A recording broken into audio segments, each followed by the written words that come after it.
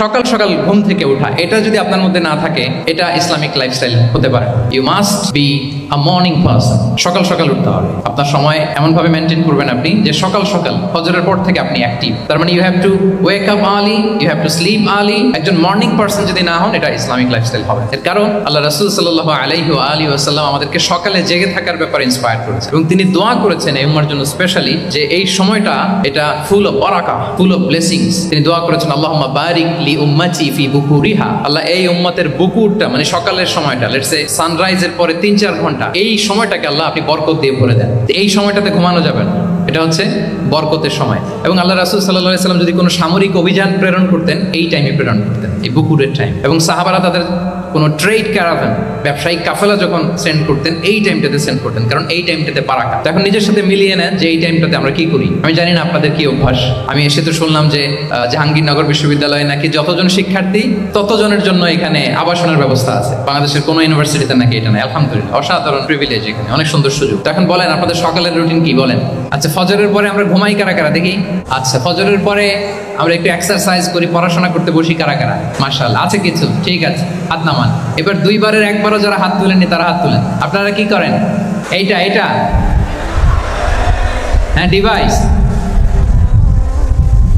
তো সম্মানিত সুধী মণ্ডলী, আল্লাহুম্মা বারিক লি উম্মতি ফি বুকুরিহা। আপনারা আমাকে এনেছেন ইসলামিক লাইফস্টাইল নিয়ে বলতে, তো আমাকে বলতেই হবে ফজরের পরে ঘুমানো চলবে। আমি এখানে জবরদস্তি করব না, শুধু আপনাদের সামনে আমি প্রেজেন্ট করছি। যদি সেমিনারের যে টপিক নিয়ে আপনারা শুনতে এসেছেন, এটা যদি আপনি অ্যাডাপ্ট করতে চান, অনুশীলন করতে চান, হ্যাঁ, ফজরের পরে আজকে থেকে কোনো ঘুম চলবে। এই সময়টাতে অনেক বারাকা আছে। তো কি করতে হবে? এটার জন্য আগে আগে ঘুমাতে হবে। কি বলেন? অনেকে ফজরের এই বরকতময় সময়টা তারা ঘুমাতে ঘুমাতে মিস করে। এর কারণ দেরিতে ঘুমোতে যাওয়া। আগে আগে ঘুমানোর অভ্যাস করতে হবে।